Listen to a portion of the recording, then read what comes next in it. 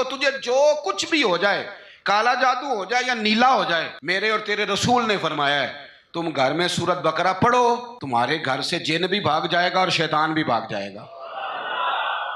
उसवा हसना हमें यह सबक देता है कि अपना टाइम अपनी जिम्मेदारियों पे खर्च करें, इधर उधर टाइम ना जाया करें। हमारा टाइम दूसरों की जिम्मेदारियों का पता करने में खर्च होता है। यानी जहां भी लोग बैठेंगे कहेंगे फलाना कुछ भी नहीं पे करता, फलाना पीर देखो ना कितना तगड़ा है, कोई काम नहीं करता, फलां आदमी देखो कितना मालदार है। तो ये तो आपका जिम्मा ही नहीं। उसने जो अपनी जिम्मेदारियों का हिसाब देना है वो उसने अल्लाह को देना है। मेरी बात की समझ आ रही है? देखिए नबी पाक अलैहिस्सलाम ने दयूस को पसंद नहीं किया। यानी उसके घर में बेहयाई हो रही है और कहे मैं शरीफ आदमी हूं, किसी को कुछ कह ही नहीं सकता, ये दयूस है, बेगैरत है। कि घर के अंदर बेहयाई हो रही है और कहता जी मैं शरीफ हूं, ये शराफत नहीं है। शरीयत इस्लामिया गैरतमंदी का सबक भी पढ़ाती है। तो मेरे नबी पाक अलैहिस्सलाम ने तसव्वुफ का, तरीकत का, इबादत का, मारिफत का ये वाला ज़ौक़ भी दिया और पूरा दिया, और इसे भी छोड़ा ना करें। आप यकीन करें जितना मज़ा सजदे का है, कमाल हो गई, जितना मज़ा।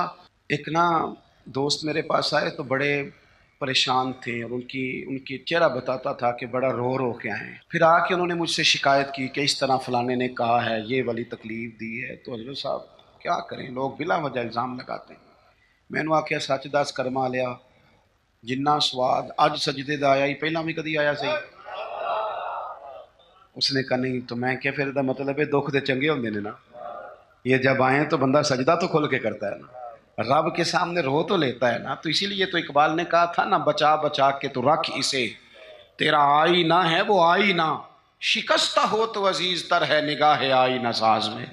टूटे हुए दिल तो बड़े कमाल होते हैं, टूटे हुए दिल तो बड़े कमाल होते हैं। मोहब्बत के लिए दिल ढूंढ कोई टूटने वाला, मोहब्बत के लिए दिल ढूंढ कोई टूटने वाला, ये वो शय है जिसे रखते हैं नाजुक आबगीनों में। मेरे अजीज नबी पाक सल्लल्लाहु अलैहि वसल्लम ने वो वाला सबक भी दिया और साथ हुजूर ने मजबूत आसाब। ये हमारे बच्चे नौजवान डरे डरे से, परेशान से, पता नहीं क्या होने लगा है, गरीबी आ गई, काम नहीं मिलता, हालात ख़राब हैं, घरों में औरतें रोती परेशान होती, फिर उनको वो बाबे भी मिल जाते हैं जिन्होंने और कोई काम नहीं।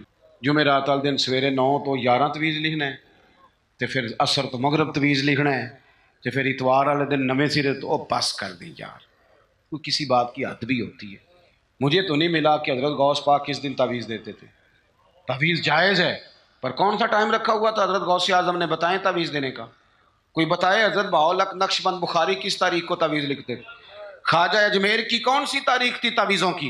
वो तावीज़ नहीं देते थे, वो जो आता था उसे रसूलुल्लाह का दीन दिया करते थे, वो कुरान और हदीस के सबक पढ़ाया करते थे।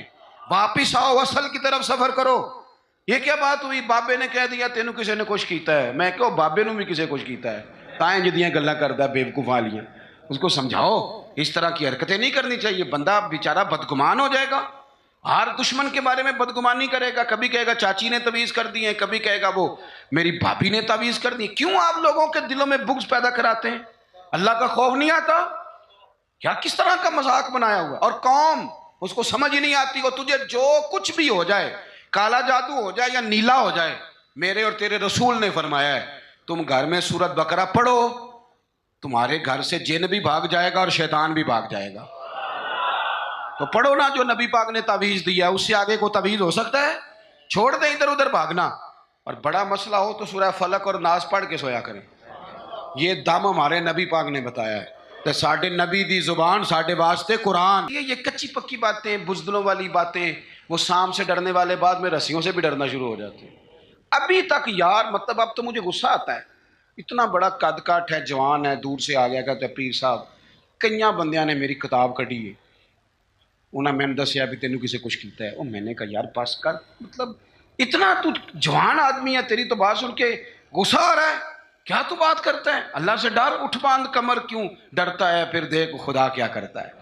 अपने अंदर हिम्मत पैदा करें। सुने हज़रत अनस बिन मालिक रज़ी अल्लाह तआला अन्हु फरमाते हैं, ये उसवा रसूल कॉन्फ्रेंस है ना, तो देखें हमारे सहाबा हमारे सामने हुजूर का उसवा, हुजूर के सहाबा क्या बयान करते हैं। हज़रत अनस बिन मालिक कहते हैं एक रात मदीना शरीफ में कोने से खौफनाक आवाज़ आई, शदीद आवाज़। अब लोग जमा होने लगे कि इधर से आवाज़ आ रही है।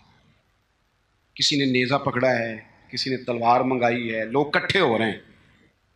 یہ کبھی آ جائے نا کونے سے آواز تو مسئلہ خاصا بن جاتا ہے.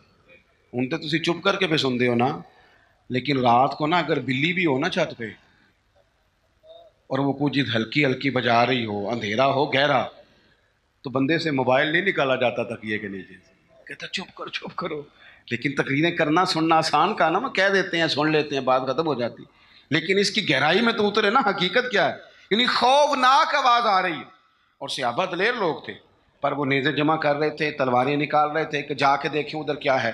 حضرت انس بن مالک کہتے ہیں ہم ابھی پروگرام بنا رہے تھے اس طرف بڑھنے کا، تو ہم نے دیکھا اللہ کے رسول اس طرف سے واپس آ رہے تھے، ہاتھ میں نیزہ پکڑا ہے، گھوڑے پہ سوار ہیں، اور ابو فرمانے لگے سو جاؤ چپ کر کے، میں دیکھ آیا ہوں جانور لڑ پڑے تھے، وہ آوازیں نکال رہے تھے، دیکھ آیا ہوں، سو جاؤ کچھ بھی نہیں. حضرت انس کہتے ہیں کمال ہو گئی.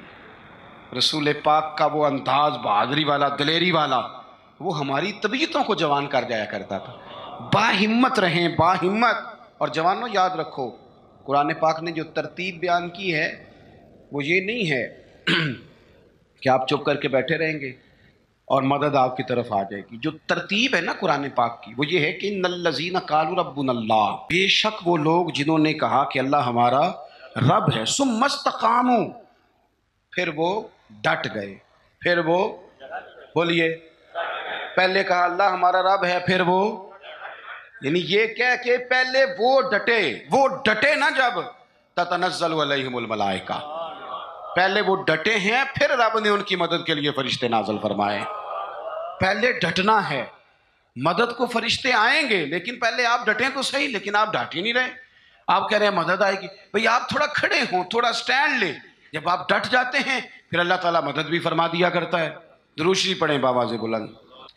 تو ایک تو نبی پاک علیہ السلام کی سیرت مبارکہ ہمیں عبادت کا، ریاضت کا سبق پڑھاتی ہے. دوسرا دلیری کے اسباب. اور تیسری بات، توجہ ہے میری بات پر، یہ مووی بن رہی ہے جی، 2-4 لوگ بنا رہے ہیں، اگر سارے ہی آپ موبائلوں پہ لگ جائیں گے تو پھر تقریر کس کو سنانی ہے. ایک باتیں بس اور عرض کرنی ہے، آپ میری بات پر غور فرمائیں. اور تیسری بات حضور کے اسوہ نور کی، جس کو خاص کر کے اپنے ذہن کے اندر رکھیں. نبی پاک علیہ السلام نے نا مختصر وقت میں انقلاب برپا کیا ہے. حضور کا جو تبلیغ دین کا پیریڈ ہے نا وہ صرف 23 سالوں کا ہے. کتنا؟ یعنی 40 سال کی عمر مبارک میں اعلان نبوت فرمایا، اور 23 سال آپ کو ہزاروں میں احادیث کا ذخیرہ ملتا ہے. نبی پاک علیہ السلام نے قافلے ترتیب دیے، مجاہدوں کی صفیں بنائیں. اس سارے عرصے میں حضور نے مسجد کی تعمیر فرمائی. رسول پاک نے اپنے صحابہ کرام علیہم رضوان کے دکھ اور سکھ میں شرکت فرمائی. حضور نے حج فرمایا، نبی پاک نے صدقات و خیرات کیے. اتنی ساری باہر مصروفیات، کافروں منافقوں کی سازشوں کے پردے کھول کر صحابہ کو بتایا کس طرح ان سے نمٹنا ہے. لیکن یہ سارا کہہ کہ حضور نے اپنے گھر والوں سے یہ نہیں کہا کہ میرے پاس ٹائم کوئی نہیں. یہ سارے کام بھی ہوتے رہے، اور حسن حسین حضور کے کندھوں پر سواریاں بھی فرماتے رہے. کھار میں بھی پورا ٹائم دیا رسول کریم، محبت فرمائی. یعنی اپنے اوقات کار کو اپنی ذمہ داریوں پہ لگایا. عبداللہ ابن عمر فرماتے ہیں کہ میں بیٹھا تھا جب یہ آیت نازل ہوئی تو ایک صحابی آئے، عرض کرنے لگے حضور میرا باغ ہے، اور یا رسول اللہ میں نے بس مجھے پیار ہو گیا اس زمین سے، میں نے سجایا ہے، میں نے سنوارا ہے، میں نے ہاتھوں میں رمبا پکڑ کر، کدال پکڑ کر میں نے اس کی آبیاری کی ہے. حضور میں اپنے ہاتھوں سے پتے کاٹتا رہا ہوں، جڑی بوٹیاں تلف کرتا رہا ہوں. حضور دنیا دیکھنے آتی ہے میرا باغ. لیکن محبوب رب کریم فرماتے ہیں پیاری چیز اللہ کے رستے میں خیرات کرو. تو یا رسول اللہ جی مجھے بڑا پیارا ہے، میں تو اپنے بچوں کو نہیں دوڑنے دیتا تھا کہیں پتے نہ توڑیں. حضور مجھے بڑا پیارا ہے، میں پیش کرتا ہوں، اسے قبول کر لیں. اس لیے کہ جو چیز زیادہ سونی ہو وہ سونے رب کی بارگاہ میں پیش کرنی چاہیے. اس لیے کہ وَمَن تَطَوَّعَ خَيْرًا فَإِنَّ اللَّهَ شَاكِرٌ. یہاں کیا حال ہے؟ یہاں مزاج عجیب ہو گیا. جب آپ کا وہ مزاج نہیں رہے گا، وہ انداز نہیں رہے گا، وہ کرم نہیں رہے گا. مجھے بڑی اچھی بات یاد ہے، حضرت شیخ محی الدین ابن عربی رحمۃ اللہ علیہ کے حالات میں پڑھ رہا تھا، بڑا بچپن کا زمانہ تھا. تو میں پڑھتے پڑھتے کتاب استادوں کے پاس لے گیا. میں نے کہا استاد جی یہ مجھے کچھ سمجھ نہیں آ رہی, بزرگ کیا لکھ گئے؟ تو کہنے لگے اس کو بند کر, میں تمہیں بتاتا ہوں. میں نے کہا حضور کیا؟ فرمانے لگے وہ بتانا یہ چاہ رہے ہیں کہ اگر تم جوانی کے سونے لمحات, اگر تم اپنے کردار کو خوبصورت رکھو گے, میلا کچیلا گدلا نہیں ہونے دو گے, تو رب تمہیں شاندار اولاد عطا فرمائے. اور اگر تم اپنا وقار کردار کے لحاظ سے اونچا رکھو گے تو اللہ کردار والی بیوی عطا کرے. مطلب سامنے سے مطالبہ نہ کر, تو دیکھ تو نے اس کے رستے میں کیا دیا ہے. او بھائی سیدھی سی بات ہے, لوگ کہتے ہیں بھائی جتنا دو گے اتنا ہی ملے گا نا, کہ جتنا گڑ پاواں گے جی, اللہ کے رستے میں جس پیار سے پہنچو گے رب بھی اس شان سے عطا فرمائے گا. لیکن ہمارا سٹیٹس یہ ہے کہ اللہ کے رستے میں جب کوئی چیز پیش کرنی ہے تو وہ اگر تو کوئی رہ گئی, کوئی بچ گئی. کئی دفعہ بچہ لوگ اپنا لے کے آتے ہیں, کہتے ہیں حضرت صاحب نہ اسکول پڑھتا ہے نہ کوئی کام سیکھتا ہے, اسے حافظ بنا دیں. تو میں کہتا ہوں کوئی اس سے زیادہ نکمہ نہیں ملا تھا. پھر کہتا ہوں مولوی بڑے نکمے ہو گئے. کبھی کسی نے داخل کرایا فرسٹ ایئر میں, جو بچہ آپ میٹرک جو ہے وہ فرسٹ ڈویژن میں پاس کرے اس کو لاتے ہیں لوگ مدارس میں؟ نہیں لاتے. مزاج نہیں ہمارا, طبیعت نہیں, اس بات کو سمجھتے نہیں. جو بچہ نیک ہو, پرہیزگار ہو, مثبت سوچ والا ہو, اسے لائیں دین میں. جو بچہ بڑا اعلیٰ کوالٹی بہترین نمبر حاصل کرے اسے لائیں, پھر دیکھیں دین آپ کو شاندار مجاہد عطا کرے.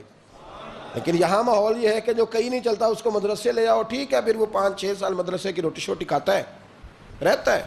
اس طرح کی صورتیں یاد ہوتی ہیں, کر لیتا ہے, اور کچھ نہ بنے گا تو کوئی مسجد تو چلائے گا ہی نا. آپ نے جب جو جس طرح کا آپ بیج بوئیں گے پھل بھی آپ کو اسی طرح کا ملے گا. اللہ کے راستے میں جب نیکی کریں تو خوش دلی سے کریں, خوبصورتی سے کریں, پیار سے کریں, پریم سے کریں, اچھے طریقے سے کریں, معیاری طریقے سے کریں. خبردار آپ کا کوئی وہ انداز نہیں ہونا چاہیے کہ آپ کہیں کہ بس ٹھیک ہے پڑھ لیں گے نماز, بس جیسے بھی تھا گزارا ہو جائے گا, جس طرح بھی وہ ٹخنا خشک ہے ہو گیا جی وضو اللہ جی قبول کرنے والا ہے. تو یہ تو آپ یوں لگ رہا بڑے پریشان ہیں نماز پڑھتے وقت, تو ایسے تھوڑی نماز ہوگی. خوش دلی کے ساتھ, اچھے طریقے, میٹھے طریقے سے. میرے رسول کریم علیہ السلام نے مومن کی بات کی, مومن کی شان بیان کی. فرمایا میرا مومن وہ ہوتا ہے مسجد سے نکل تو جاتا ہے, وجود اس کا مسجد سے خارج ہو گیا, نکل گیا, لیکن کریم رسول فرماتے ہیں دل اس کا مسجد کے ساتھ جڑا رہتا ہے, اس کی طبیعت مسجد سے جڑی رہتی ہے, اس لیے کہ اس کا اپنے رب سے رشتہ ہے. حالانکہ نماز ہو گئی, حالانکہ فرض ہو گئے, حالانکہ وقت گزر گیا, جماعت ہو چکی, لیکن اس کی طبیعت مسجد کے ساتھ جڑی ہوئی ہے. نیکی کریں خوش دلی کے ساتھ, کچھ نفل پڑھیں, کچھ عبادتیں کریں, کچھ راتیں مخصوص کریں, کچھ عبادتیں زیادہ کریں, کچھ اپنے اندر چیزیں پیدا کریں. میرے نبی کریم علیہ السلام پسند نہیں کرتے تھے. حضور فرماتے تھے کہ یہ کیا بات ہوئی کہ انسان ساری رات ہی سویا رہے. حضور پسند نہیں کرتے تھے, بلکہ بڑے مشکل کام کر کر کے نبی کریم آتے تو حضور کبھی کبھی اٹھتے, کہتے عائشہ میرا دل کر رہا ہے میں اپنے رب کو راضی کر لوں. حضور اٹھتے, مصلا بچھاتے. اور یار عجیب بات ہے نا کہ رات کو میری جی آنکھ نہیں لگ رہی تھی تو میں نے ٹی وی لگا لیا, اور پھر اچانک میری خبر میری آنکھوں کے سامنے آئی کہ وہ جناب یہ ہو گیا, تو سویرے تبصرہ ہو رہا ہے. کاش اللہ کرے جمعے کا دن ہے, دعا کر رہا ہوں کہ رات کو جب آنکھ کھلے دل نہ لگے. کوئی بتائے کہ رات دل نہیں لگ رہا تھا تو میں نے وضو کر کے قرآن کھول لیا, میں نے وضو کیا اور میں نے مصلا بچھا لیا. میرا دل نہیں لگ رہا تھا, میں اٹھا, تسبیح پکڑی, خوشبو لگائی, کپڑے بدلے, مصلے پہ بیٹھا, مدینے کے جانب منہ کیا اور مدینے والے رسول پہ درود و سلام پڑھنا شروع کر دی. اللہ کرے نا یہ بھی ذوق ہو, اللہ کرے نا یہ بھی طبیعت ہو, اللہ کرے یہ بھی ماحول بنے. اللہ کرے. مجھے ایک سنگی نے سویرے سویرے بتایا, صبح لو جی آپ بڑی تنقید کر رہے تھے کہ وہ سائی وال والے بچوں کے پاس ابھی تک کوئی نہیں گیا, وہ وزیر اعظم صاحب نے مل لیا انہیں, آپ نے دیکھی ہے خبر؟ تو میں نے کہا اصل میں نا ہمارا مزاج بن گیا ہے بھیڑ بکریاں بننے کا. جب کوئی بھیڑ بکری بنتا ہے تو پھر انہیں نگران نہیں ملتے, چرواہے ملتے ہیں. میری باتیں سخت ہیں پر چلو کوئی حرج نہیں, میں خود کر رہا ہوں نا. چرواہے ملتے ہیں جب قوم بھیڑ بکریاں بنتی ہے تو چرواہے. نیوزی لینڈ کی وزیر اعظم حملہ ہوا تو وہ خود گئی, ایک دفعہ نہیں کئی دفعہ گئی, لوگوں کے گھروں میں گئی. آج تک کبھی زندگی میں ایسا ہوا ہے کہ کسی کے بچے مر جائیں, باپ مر جائے, ماں مر جائے اور بچوں کو بلا کے کہا جائے آؤ تم سے تعزیت کرنی ہے؟ پاگلوں کی قوم ہے, کوئی پوچھنے والا نہیں. وہ یتیم بچے، میری عمر، میرے اپنے بچے اب بڑے ہو رہے ہیں، لیکن میں اس عمر میں بھی کبھی ابا کی کمی محسوس کروں تو رات کو سو نہیں پاتا، نہیں نیند آتی۔ وہ کبھی کبھی یاد آتے ہیں، چہرہ ان کا جھریوں بھرا کبھی سامنے آتا ہے تو نہیں نیند آتی، کبھی کبھی دل کرتا ہے۔ کچھ باتیں ایسی ہیں جو صرف ان سے ہو سکتی ہیں، اور کس سے کروں؟